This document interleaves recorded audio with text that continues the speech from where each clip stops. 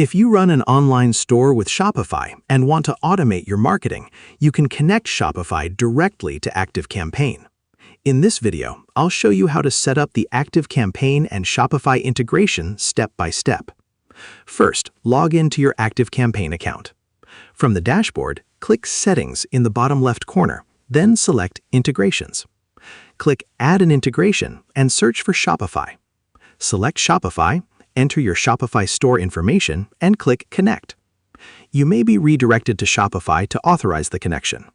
Log into your Shopify account if necessary, review the permissions, and click Install App to approve the ActiveCampaign integration. Once the installation is complete, click Done to return to ActiveCampaign and finish the setup.